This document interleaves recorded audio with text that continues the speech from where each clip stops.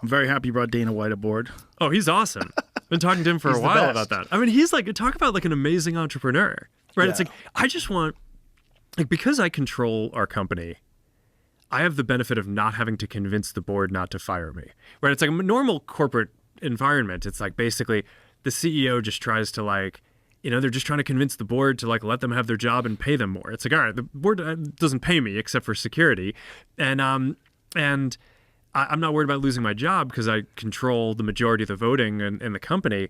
So I actually get to use our board to like have the smartest people who I can get to have around me help work on these problems. So it's like, all right, who are the people I want? Like, I just want like the best entrepreneurs and people who've created different things. And like, I mean, Dana's like this guy who, I mean, he basically took the sport from being this like, I think it was viewed as like this pretty marginal thing when he got started, right? I mean, I think John McCain was trying to outlaw it, and and you know, now it's like, I think it and F1 are the two fastest growing sports in the world. It's got hundreds of millions of people viewing it. It's like, I mean, what Dana's done with the UFC is like one of the most legendary business stories, and the brand is beloved, and I think he's just so he's like a world-class entrepreneur. And he's just like he's got a strong backbone. And I think part of what the conversation that I had with him around joining our board was, okay, like we have a lot of governments and folks around the world putting a lot of pressure on our company. And like, we need some like strong people who are going to basically, you know, help advise us on how to handle some of these situations. And so, yeah. That's, but yeah, I mean, running this company is not for the faint of heart. I mean, there's definitely a lot of pressure from like all these different governments. And then it's like, okay, I could spend all my time doing that, but I'm not even a politician. Like I just want to spend my time building things. Right. So it's, so yeah, I think Dana's going to be great. He's the best. Great entrepreneur. I agree with everything you said about him. Without him, none of the UFC would have ever taken place the way it did. I mean, you needed the Fertitta brothers. They had to come in with all the money and the vision. And it's really funny because Eddie Bravo and I, you know, we've been fans for so long. Eddie Bravo and I went to a live event in the 90s. I was working for the UFC as a backstage interviewer, and he went there with Ricky Rocket. You know Ricky Rocket from Poison? No. He's a fucking black belt under the Machados. He's legit, super legit. Really nice guy, too. Anyway, so Ricky Rocket and him were at the UFC, and we were talking about it in the 90s. So, like, you know what the sport needs? Because we were in love with it. We're like this, but we were martial artists. We were like, the sport needs some billionaires who just throw a ton of money at it and just get it huge.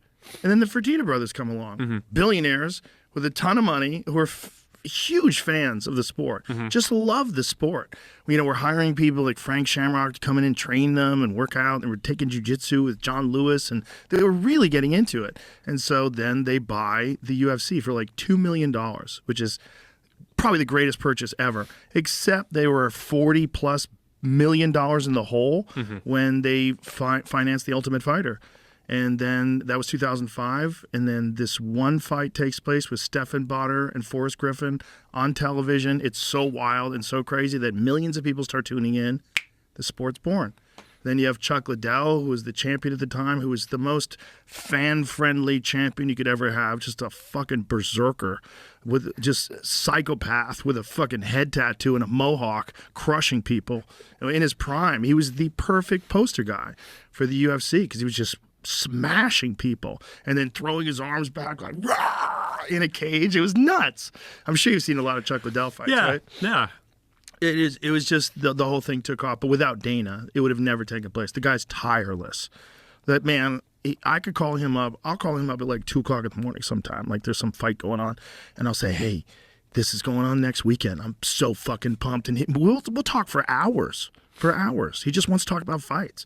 He's like so locked in, like all the time, you know. And he's just like so driven. And now that he's healthy. Like, oh my God, he's got like, what Gary Brecka's done for him is incredible. He lost all this weight, got super thin, real fit, super healthy. He doesn't fuck around with alcohol anymore. He just eats healthy food. He looks great. Now he's got even more energy. Yeah. It's incredible. Well, we're lucky to have some of it.